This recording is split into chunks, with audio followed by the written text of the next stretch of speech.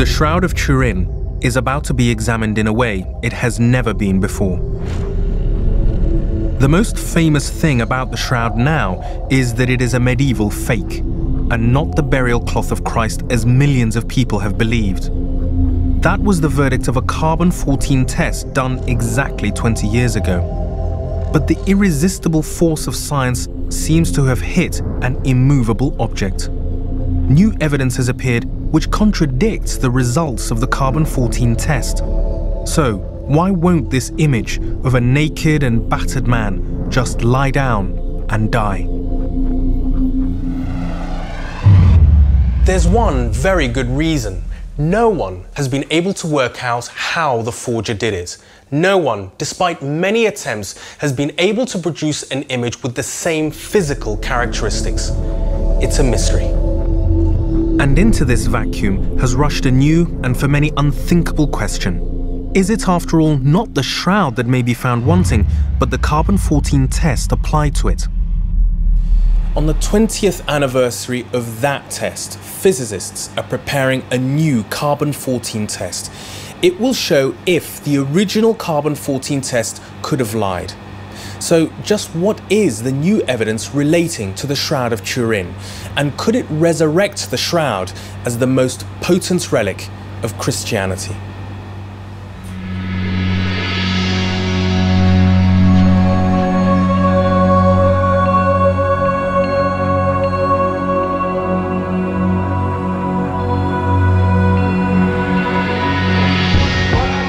I'm embarking on a journey that will span 3 continents and take me to the very heart of Christian history and to the people that have closely examined the shroud.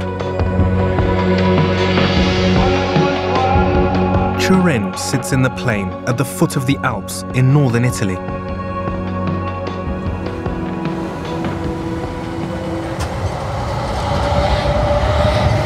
This is the home of the shroud, the Cathedral of John the Baptist. Well, this is quite a moment for me. My first awareness of the shroud came when I was at school in the 80s. A lot of new research appeared to hold out the prospect that it was indeed the most important relic in Christendom.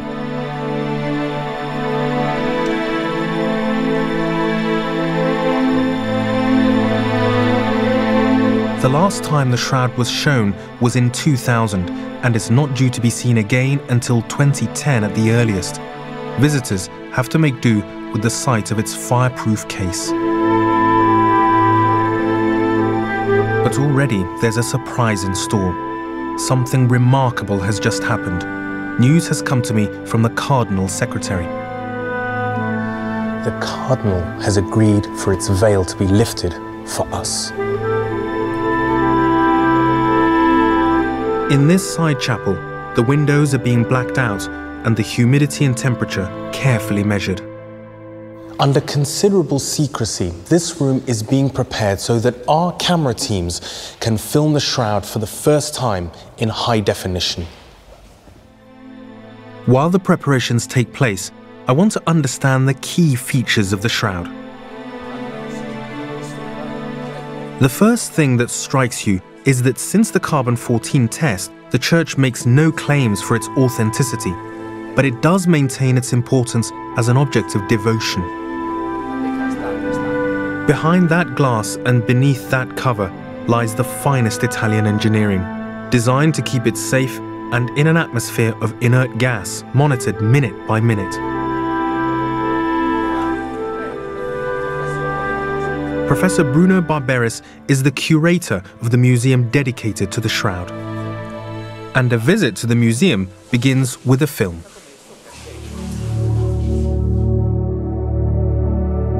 An intriguing revelation is that throughout its history, the shroud has often been displayed in public. It may seem like a trivial detail, but it could be important to the investigation. Could the shroud have been contaminated in any way and so distort its true age? Another relevant detail is that artists have tried to imagine how the cloth must have been wrapped around the body to create the image of the front and back. The answer could shed light on the age of the cloth.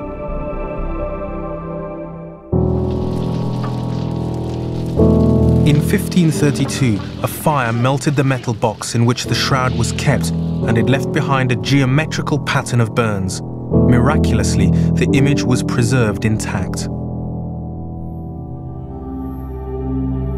And finally, a piece of information that goes to the heart of the debate over the age of the shroud. All we can know for certain is that before Turin, the shroud can only be reliably traced back to the village of Lire in France, where it was in the possession of this man, Geoffroy de Charnay, who first exhibited it in 1360. That date is very significant because carbon-14 dates the shroud at 1325, plus or minus 65 years. It all seems to check out. My first impression of the shroud, then, is that, on the face of it, it would make sense to dismiss it as medieval forgery. But as I'm about to discover, there is more, a great deal more to this cloth than meets the eye.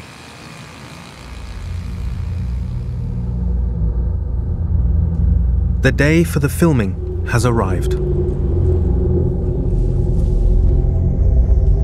These will be the first high-definition moving images ever taken. Turning over, we're running up. To protect it, only the minimum amount of light is used.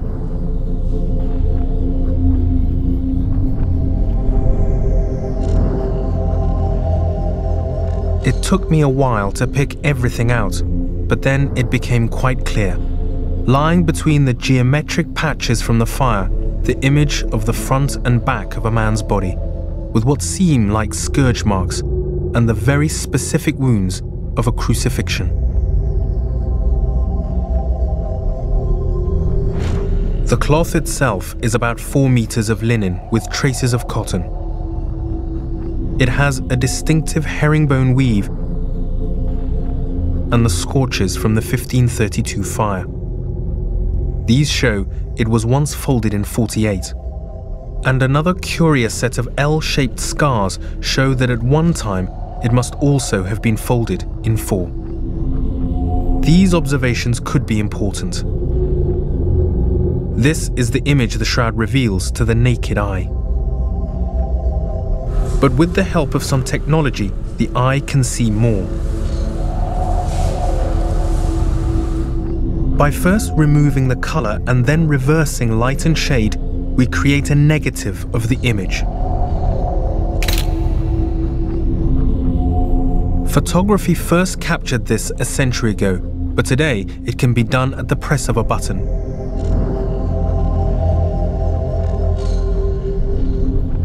This is a clearer image of the figure on the cloth. This is the true positive. It's the image on the cloth that is in fact a negative.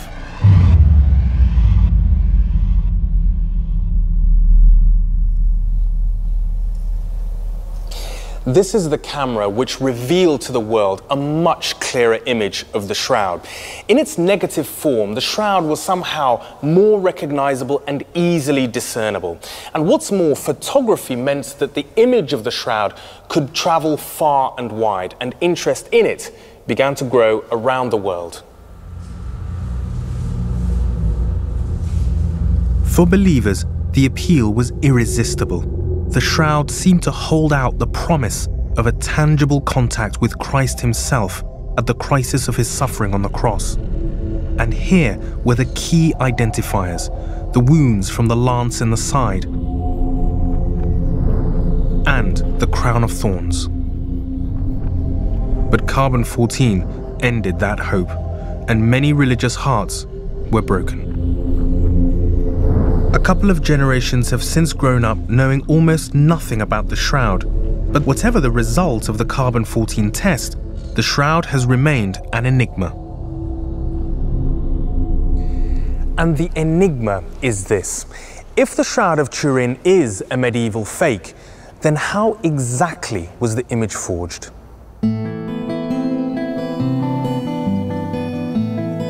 Lying in the shadow of the Rocky Mountains in the United States is Colorado Springs.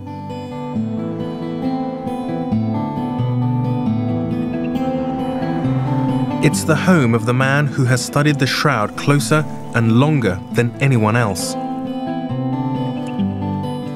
John Jackson is a doctor in cosmology and lecturer in physics.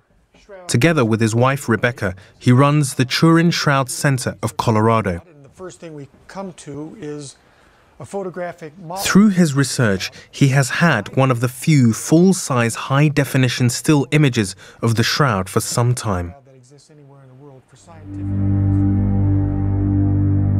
In 1978, when interest in the shroud was at its height, he led a large team of scientists to Turin, where they examined the shroud for a week. No one since has secured such full access to the cloth.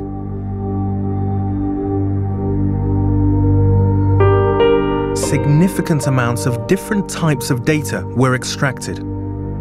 Jackson became the primary custodian of this data, and he has continued the work. Only now does he feel ready to share his findings exclusively with us. Unlike everyone else, Jackson wants to solve the riddle of the shroud. If it's a 14th century forgery, then how was it done? Could a medieval artist have created the distinctive properties of this image? The first thing Jackson established is that the cloth can be wrapped around a body. The bloodstains on the back and front of the cloth match exactly where they should. Place it over the three-dimensional man that we have here. Now, I'm going to pull this intentionally straight. And I would like you to notice, first of all, that this blood stain right here which is this at the bottom of the feet, is totally... It's hanging off the end. Yeah, it's totally off image. Look what happens when we make the hands align properly. Yeah. Look now what happens to the blood stain at the bottom of the cloth. That matches. Roll it back. It's exactly where a nail would have been. Once key features were aligned, everything else fell into place, even the stains from one end of the cloth to the other. If we're dealing with a medieval relic, then it's one that's been meticulously created. And we know that the bloodstains are not paint. Jackson's team identified it as blood in 1978.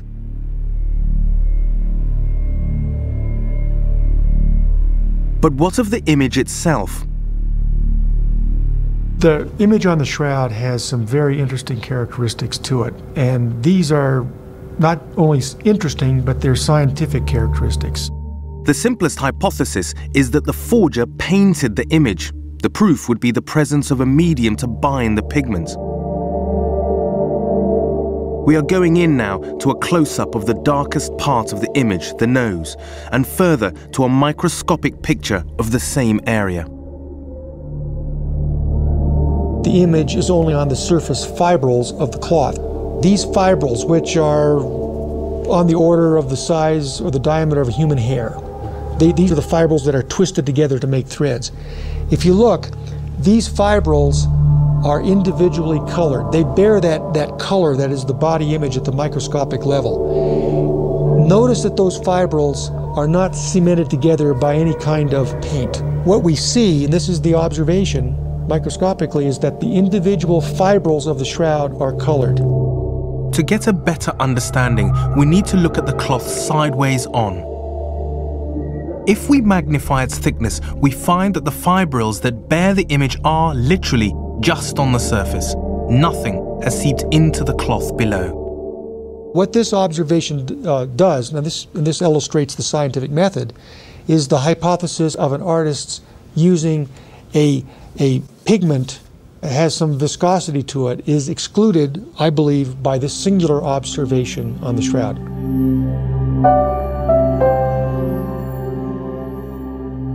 If the image is not a painting, Jackson considered the idea that an embalmer subjected a real body to the horrors of crucifixion and then wrapped a cloth around it.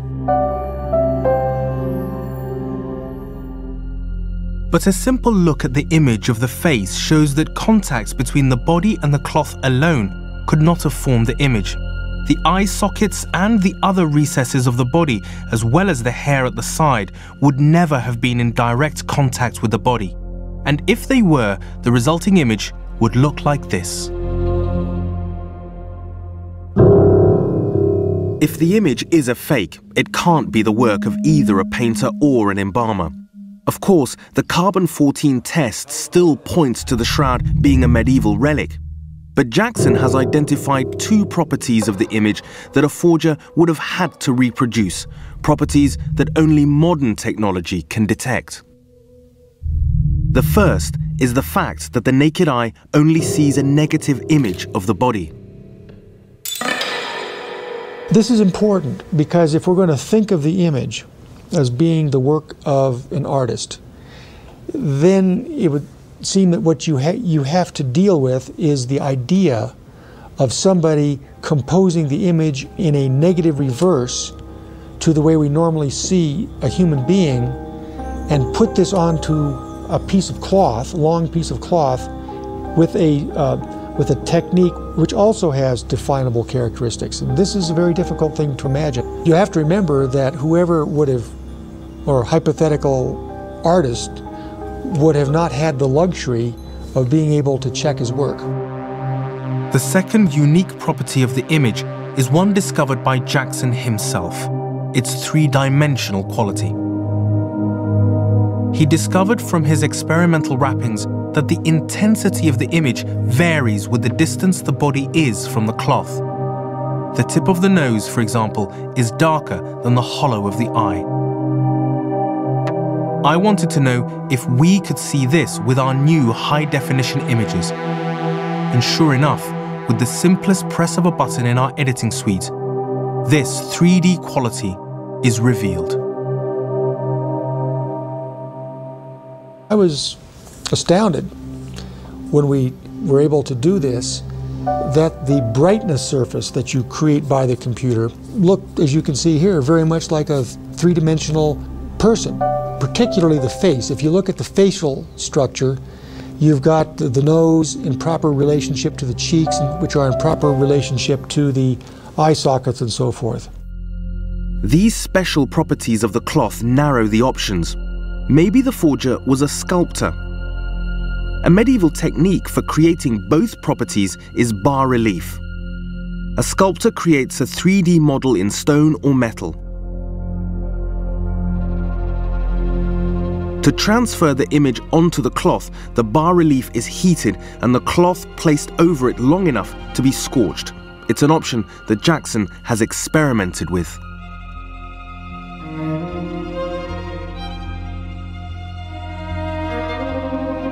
The real test of this method is whether the heated sculpture can scorch an image on the surface, and only on the surface, of the cloth. So I used that, making a hot bas-relief, trying to impress that on the cloth. And yes, you can get some images that could have some pseudo three-dimensional quality and also a high resolution. But the problem there is that to put a surface discoloration on the cloth, on the fibrils, heat will discolor through the thickness of the shroud in about, it's about 1/100th to 1/10th of a second. So you would have to have the bas-relief on the cloth and take it away on a time scale like that in order to be consistent with what we observe. So it just goes on and on. But problems that just don't seem to work. To avoid this problem, some tests have daubed paint to transfer the bas-relief onto the cloth. The result does show some negative and 3D qualities. The trouble is that they are distorted and crude. Also, this method uses paint, and the absence of any evidence of a binding medium on the cloth does rule that out. I must say that that anyone who wants to try to explain the shroud image, and this work needs to continue, most definitely, but one has to make sure that you're working on a hypothesis that can explain the totality of all image characteristics, and you can't just go and pick and choose. You can't pick and choose what you want, and that's all too often what happens. Science says the shroud is a 14th century fake, But so far, no one has found a medieval technique to accurately reproduce the image. No wonder the fascination with the Shroud of Turin continues. The search for a method of creating the image on the shroud will go on. But in the meantime, the failure is raising a new and controversial possibility. Is it possible that the carbon-14 test itself was in some way flawed? It's a possibility that's gaining currency because there is new evidence that places the Shroud of Turin earlier in time. Historians have identified another Shroud of Christ in the 12th century in Constantinople. And what I want to know is if this shroud could be the same as the one in Turin. If it is, it would push the date of the Turin shroud back by at least 160 years and challenge the accuracy of the carbon-14 test. The evidence for a 12th century Shroud of Christ surfaced recently in a document called the Prey manuscript. It's in Hungary and takes its name from the scholar who first examined it. It can be reliably dated to 1196. This is one of its 5 illustrations, and it shows Jesus being placed in his burial shroud. Mechtilde Fleury-Lemberg is a textile expert who is charged with preserving the fabric of the shroud. She studied these images of Christ in the manuscript and identified a number of features that reappear on the Turin shroud. The most obvious is that the figure on the shroud has the arms crossed and the thumb hidden under the hand. On the top you see the painting with the corpse laying on a white linen, as one would expect, which is normal, a white linen. And you see the arms crossed, and you see the 4 fingers. The thumb is invisible, is hidden, and that is also a connection. It's also visible, the same on the shroud. Lemberg is also very aware of the geometric weave of the shroud. What is more important for a textile historian, as I am, you see painted herringbone pattern. And this herringbone pattern is a typical sign of the Shroud of Turin. Another feature of the cloth are the holes bunched together in an L shape. These holes here, these L holes, they are on this picture and they are on the shroud 4 times because it was folded in 4 layers. You see here small holes, a little bit bigger, and then here you see the bigger ones. Oh, I see. The painter of this picture must have seen the Shroud of Turin. Otherwise it's not possible, because it's exactly the signs which we find also on the shroud in Turin. If the carbon-14 test is right and the Turin shroud dates to the 14th century, then you wouldn't expect to find the same arrangement of holes in a shroud nearly 2 centuries older. And yet that's exactly what the Prey manuscript shows. So, if the shroud now in Turin was once in Constantinople, what was it doing there? And more importantly, why do we not hear from it again until 1360?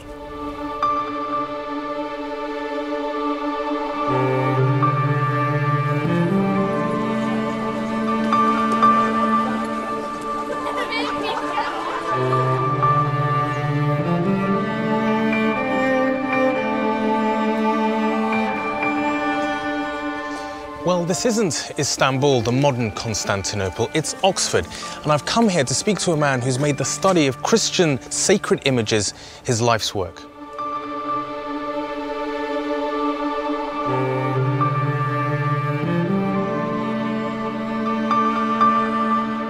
Constantinople had the finest and most prized relics in the world.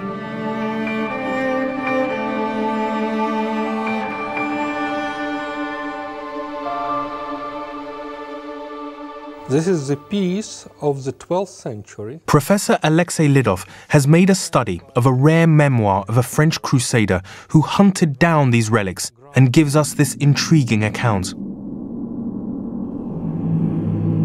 It is set in Constantinople in 1204, around 10 years after the date of the Pray manuscript, and it mentions a shroud of Christ displayed in some kind of ceremony, in which the shroud with its figure of Christ was raised up every Friday. I quote, "Amongst others, there was another of the churches called Our Lady St. Mary of Blacherna, in which was the shroud in which our Lord was wrapped, and which stood up straight every Friday so that the image could be clearly seen on it." What does he mean by the image or the figure was lifted up? A kind of rite or a special ritual happened every Friday in the Blacherna church related to the demonstration of the shroud of Christ. It seems to me very probable that the Constantinopolitan shroud and the shroud of Turin is one and the same piece, because of very rare similarities and this extremely important evidence by Robert de Clary that there was an image of Christ on the shroud. As for why we don't hear of this shroud again, the crusader Robert de Clary tells us in his memoir that at the end of the Fourth Crusade, when Constantinople was ransacked by French crusaders, no one knew what became of the shroud. But we do know that the Turin shroud's first recorded appearance is 150 years later in France, in the hands of a familiar figure, one Geoffrey de Charnay. Recent research has found that he was married to a direct descendant of one of the leaders of the Fourth Crusade.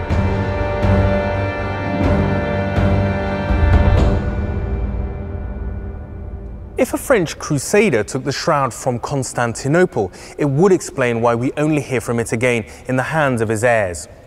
But although the shroud disappeared from view for 160 years, Professor Lidov believes a memory of the image on the shroud was preserved in the art of the period. This icon of Christ is known as the Man of Sorrows. It became popular in Constantinople when the shroud disappeared. It has many of the distinctive features of the image on the shroud of Turin, the crossed arms, the hidden thumb. And significantly, it depicts an image of Christ emerging out of a box-like tomb as if raised up from the dead. Many different versions of it exist. It was clearly a celebration of the resurrection of Jesus and almost certainly invokes the ritual involving a shroud described by the crusader Robert de Clary. I wonder if its origin might be connected with the loss of the shroud in some way. I think so. In a way, we may consider this as a kind of compensation right, of this great loss and the commemoration of the presence of the shroud in Constantinople. The Pray manuscript, the testimony of Robert de Clary, and the Man of Sorrows icon all build a compelling case for the Shroud of Turin being older than the date specified by the carbon-14 test. It's a controversial claim, but it seems to be supported by an intriguing series of features, now clearly revealed by high-definition images of the shroud. When lit from the side, the shroud image all but disappears, and from the shadows emerges another dimension, the cloth's accumulated folds. Watch again what happens when the lighting changes. Notice the horizontal creases the whole width of the cloth. Linen has a kind of memory. It creases, and if it's kept folded for long periods, these creases become permanent and a record of how the cloth has been kept. According to Dr. Jackson, it's data that can be used forensically to link the Man of Sorrows icon to the shrouds of Turin and Constantinople.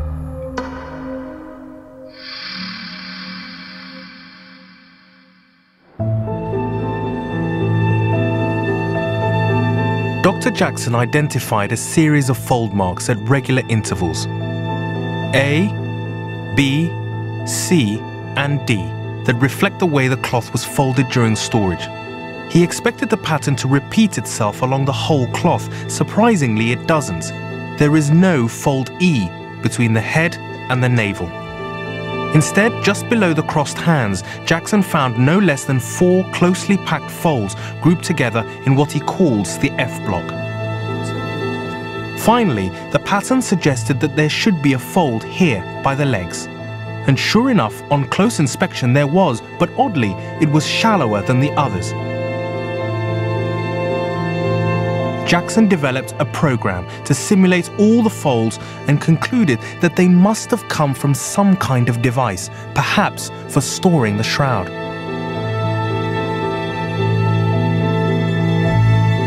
Jackson looked for clues in the Man of Sorrows icon. Not only did it depict the one area of the shroud that was free of fold marks, but it was invariably shown as something coming out of a box. Perhaps the device that had formed the folds also displayed the shroud in the way described by the crusader Robert de Clary.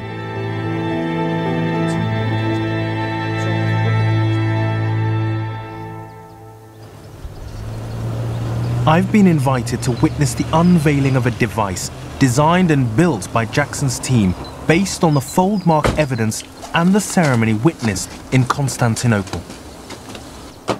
So, what does this machine do and how does it possibly explain where the fold marks are in the shroud? Well, all of them were calculated as to exactly where they were. If you remember the F block, Yep. the F block is this block here with the 4 folds around it. Right. And then we had an interesting problem. We could not explain why there was a missing fold. Right. So the solution we came up with was a weighted bar. It does some marvelous things for us. First of all, it keeps the front of the shroud taut, so you always have a good face that doesn't fluff like a sail. Keeps it taut, yeah? That's right. And then it also has a tendency to pull this down right on the other side of the F block, which gives us this sharp fold here. So it answers 2 things is what you're saying. It answers the fact, this pole being here, why there is no fold mark at that point. Exactly. And why there is this F block marks here. That's true. Okay. And then we also saw that very shallow fold mark Yeah. that we saw before. That shallow fold mark is this free hanging fold right there. This? Yes, that is correct. Right. The time has come to decide if this elaborate hypothesis could be true. The Byzantines had a great reputation for creating spectacle and theatrical liturgy.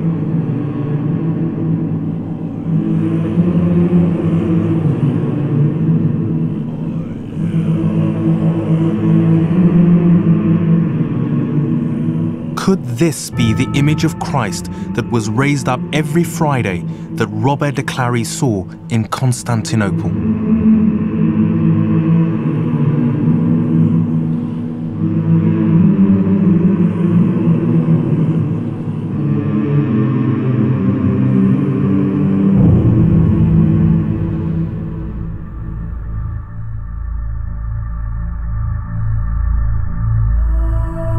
In any other field of historical research, this wealth of evidence, textile, documentary, artistic, and forensic, would be enough to conclude that the shrouds of Turin and Constantinople were one and the same.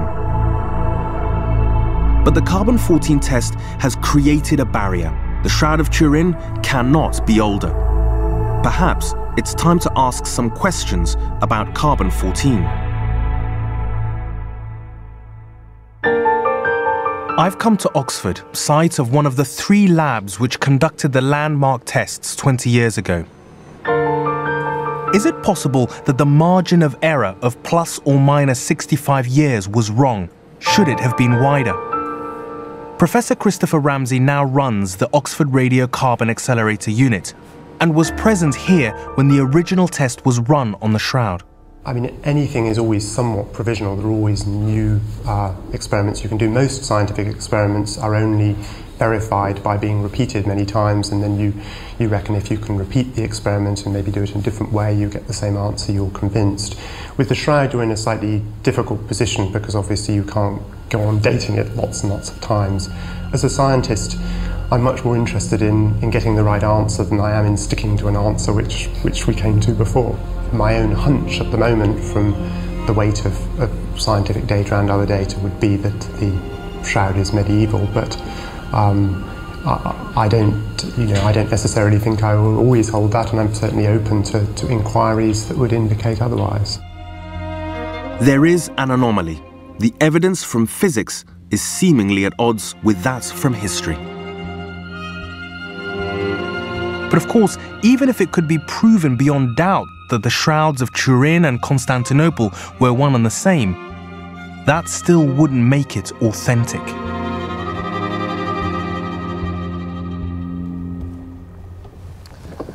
After all, tradition claims that the Shroud of Turin is nothing less than the burial cloth of Christ. Even the 12th century is still 1100 years after the death of Jesus. But pressure on the reliability of the carbon-14 test has continued to build, with new forensic evidence that places the shroud yet further back in time. It is something known as the Sudarium of Oviedo in Spain. It is reputed to be the face cloth mentioned in the Gospel of John. John says that the disciples entered the tomb of Jesus on the 3rd day after his death, only to find it empty, apart from the burial cloth and the face cloth. We also know from official records in Oviedo that the Sudarium can be accurately dated to the 5th century AD.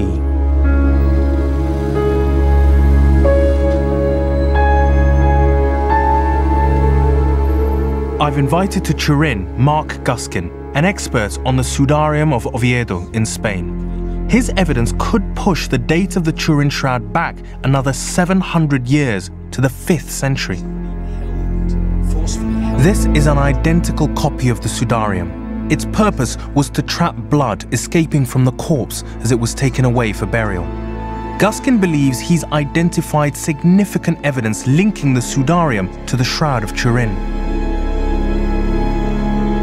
Guskin already knew that the shroud has real blood. It belongs to the rare group AB.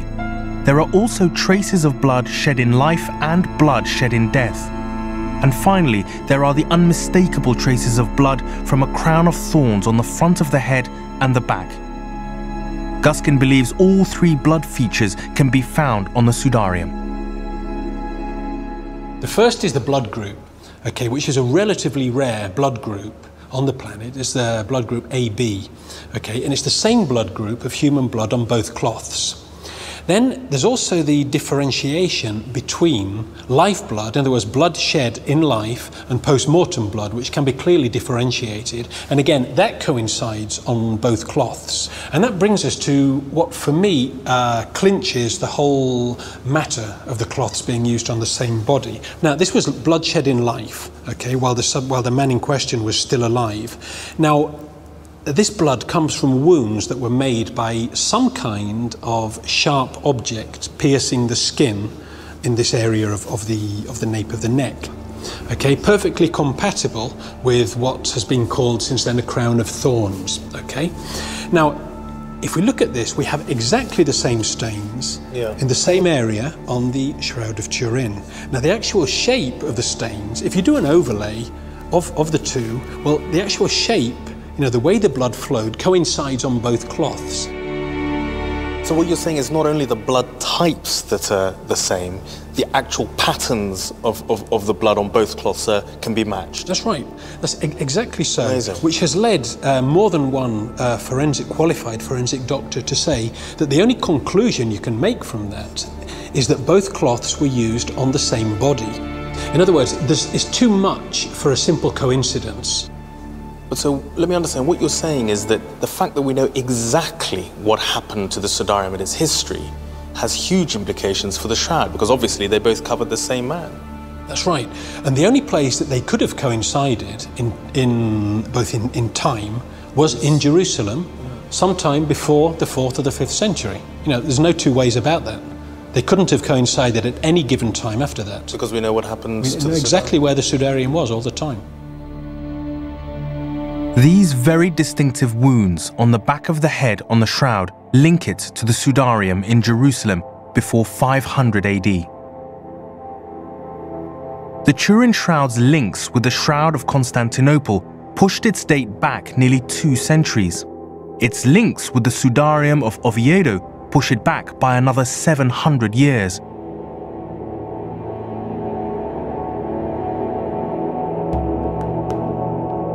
To be sure, none of these links necessarily make it the true Shroud of Christ.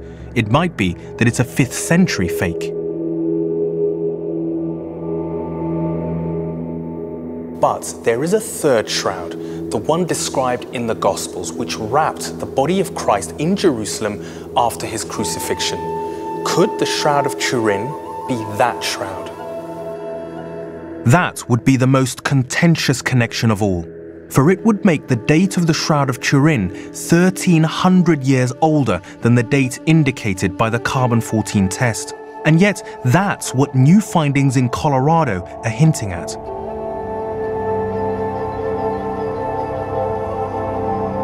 The team studying the Shroud of Turin have identified a number of links to the Shroud of Jerusalem.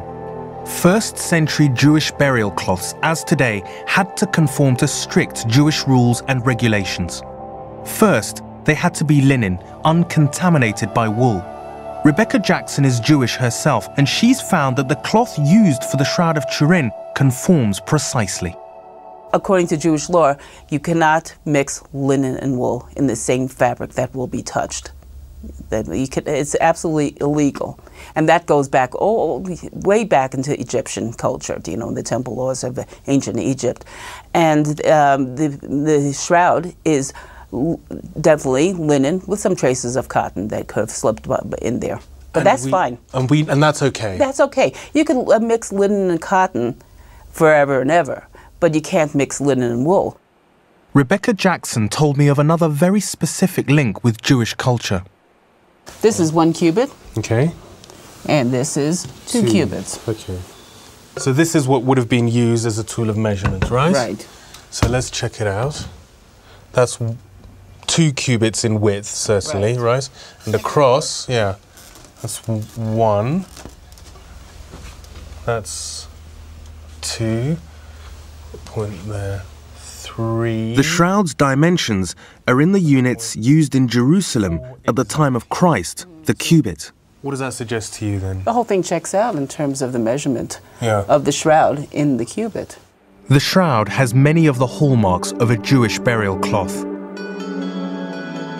And Dr. Jackson believes there is evidence that connects the shroud directly to the shroud in the Gospels. The most detailed account of what the disciples saw in the empty tomb is the Gospel of John. He mentions the face cloth, but he also mentions burial cloths in the plural.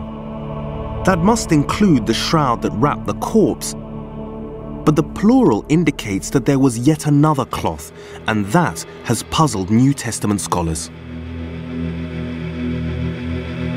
Well, Jackson believes he has identified the other cloth in the shroud itself, in a strip of cloth sewn along one side.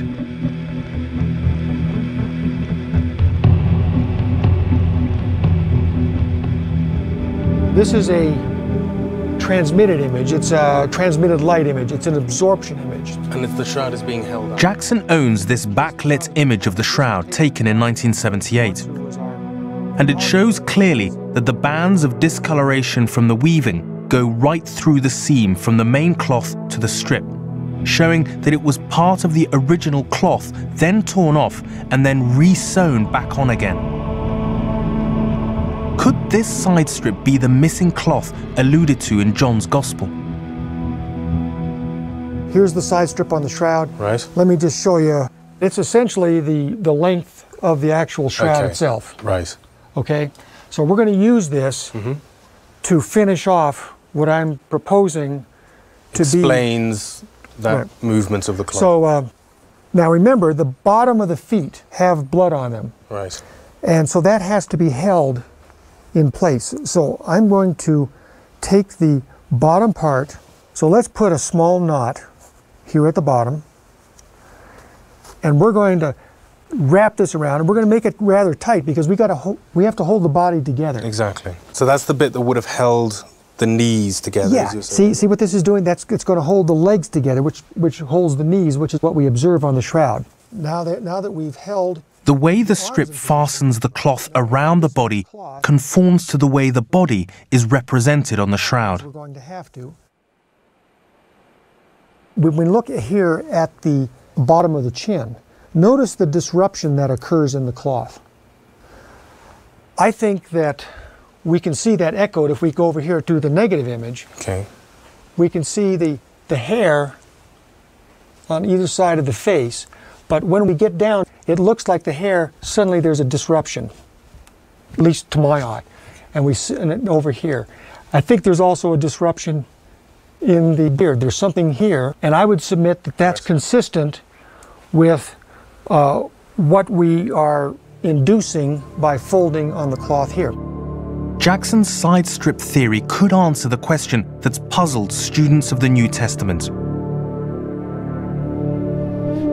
I asked Jackson if he would submit his solution to an expert on John's Gospel in a real first-century tomb in Jerusalem itself.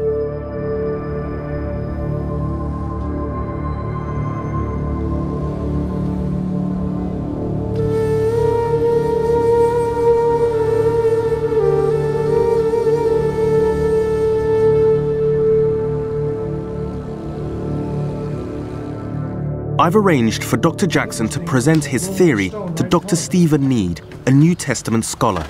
So this is just the sort of tomb that's referred to in the Gospels, I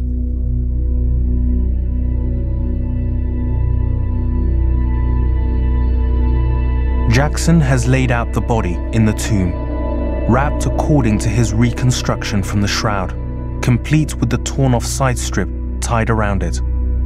For accuracy, the sudarium or face cloth that John's Gospel describes is also in position. Then, just before Dr. Need's arrival, the body is removed to leave just the cloths.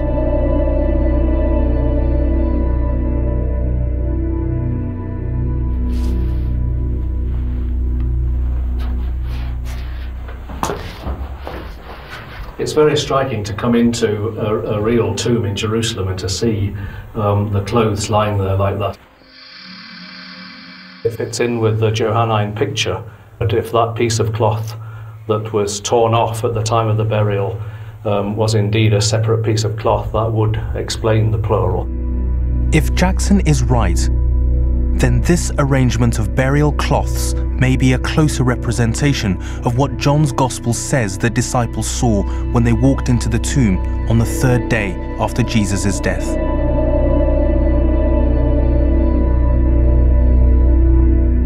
The side strip links the Shroud of Turin to the Gospel of John and the 1st century AD.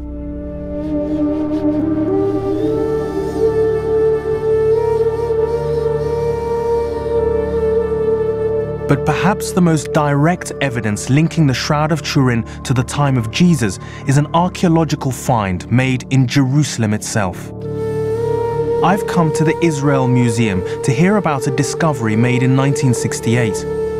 Archaeologists unearthed the remains of a victim of Roman crucifixion dating from the time of Jesus.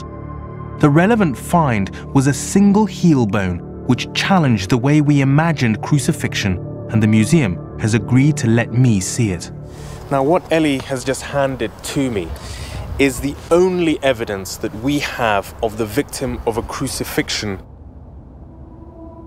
The key thing is that this nail did not go through the front of the foot, but through the side of the heel. Grooves on the victim's ulnar bone also show that he was nailed through the wrists. These finds overturn the convention that Jesus was nailed through the front of the feet and his palms. And so they're a benchmark for the true age of the shroud. Crucifixion disappeared along with the Roman Empire. Later artists showed the nails going through the front of the feet and the palms. I would expect a medieval forger to have followed the same convention. But if the method of crucifixion is distinctly Roman, then it's more likely to be from the time of Jesus. I've asked two specialists, Peter Dean, a forensic medical examiner, and Dr. Neil Svensson, an expert on the shroud, to assess whether the type of crucifixion represented on the image conforms to Christian iconography or to Roman methods of execution. In this area, there are the wounds you would expect to find from the descriptions in the Gospels. The scourging, for example. The shape and size match archaeological discoveries of the flagrum favoured by the Romans in the 1st century. Likewise, the wound in the side matches the size and shape of the Roman lance. But for Dr. Svensson, the most telling details are the wounds where the body was nailed to the cross. A Roman crucifixion began with fixing the arms at the crossbeam, called patibulum. And if we look at the man in the shroud, we see here at the wrists a big wound with blood rivulets in 2 directions. It's interesting because I suppose when one thinks of the normal pictures and representations, one, I suppose, is used to seeing pictures of a nail through the palm itself, but here we're actually looking at the back surface of the wrist rather than the palm. It's possible, and yes. you get much more support if you're going through the bony structures of the wrist rather than, say, soft tissue in the palm, which may not be sufficiently capable of bearing weight. The wounds on the feet also confirm that this was a Roman crucifixion. The Romans crucify their victims by nailing them through the heel. And this man was pierced by the heel because we see a large outflow of blood from here. The bloodstains on the shroud are consistent with this practical way of nailing, the way we now know to be the Roman way. So no one has yet worked out how the image was formed. And there's evidence that places the shroud earlier in time. In the 12th century, in the 5th century, and even in the 1st century.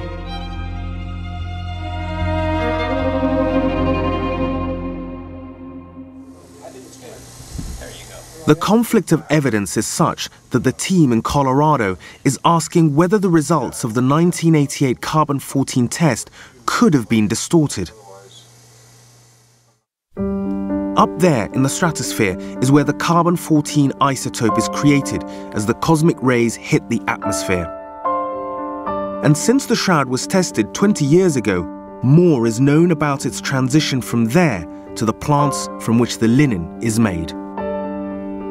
Based on this new knowledge, Jackson and his team have developed a new hypothesis that could explain why the age of the shroud sample tested 20 years ago is younger than the rest of the evidence would suggest.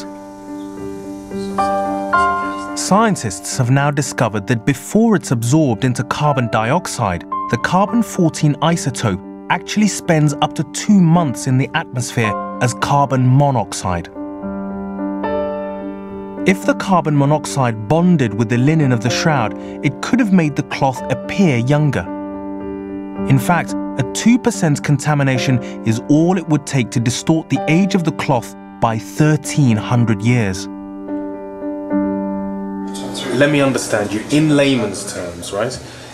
If you can establish here that there has been this contamination of the material, it would mean that the shroud material would have been therefore dated much earlier than it actually is. Well, it would mean that the radiocarbon dating of the shroud would have dated a contaminated sample that would mean that the radiocarbon date was incorrect. The team is now getting ready to begin the long process of testing the new hypothesis. Using samples of modern linen, the team plan to carry out a series of tests to find out whether its true age can be distorted. The experiments will take some time. They need to submit the samples to all the possible conditions that the Shroud of Turin itself could have been subjected to. Its storage, extreme heat, ultraviolet light, handling, water, and so on.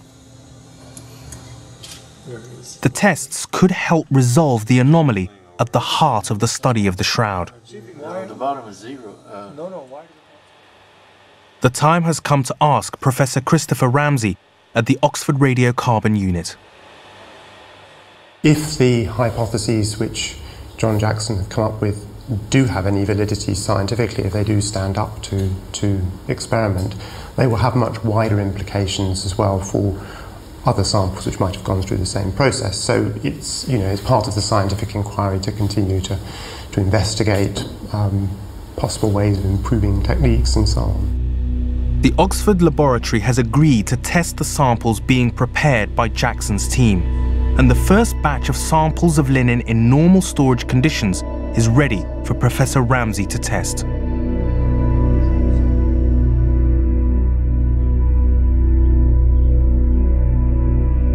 How have these preliminary samples tested? And does Professor Ramsey feel there is any future for this investigation? The significance of this particular hypothesis for contamination was that it's the first that's had the capability, at least in principle, of shifting the date by a very large amount without very much contamination. And so that's why we were doing these experiments to try to see if carbon monoxide from the atmosphere would react with linen in the way that you would have to have for this hypothesis to work. The samples that we've had so far, which have been in fairly sort of normal conditions, heated linen and stored with carbon monoxide, we haven't yet seen any evidence of reaction between the carbon monoxide and the linen. So far there's nothing in this hypothesis that would appear to undermine the original radiocarbon dating measurements. So the question is there something very particular about the shroud itself and the conditions in which it's been stored which makes those reactions many tens of thousands of times faster than we can register with the material we have so far? So I guess the search is on to see if that's the case. With the radiocarbon measurements and with all of the other evidence which we have about the shroud, there does seem to be a conflict in the interpretation of the different evidence. And for that reason, I think that everyone who's worked in this area, the radiocarbon scientists and all of the other experts, need to have a critical look at the evidence that they've come up with in order for us to try to work out some kind of a coherent story that fits and tells us the truth of the history of this intriguing cloth. Whatever the outcome of the new tests, new questions about the shroud will emerge. Could its image be the work of an artist from an earlier age? Or could it have wrapped the corpse of Christ? What did happen to the shrouds we know existed in the 1st, 5th and 12th centuries? And how was the image on the cloth formed? The mysteries linger on.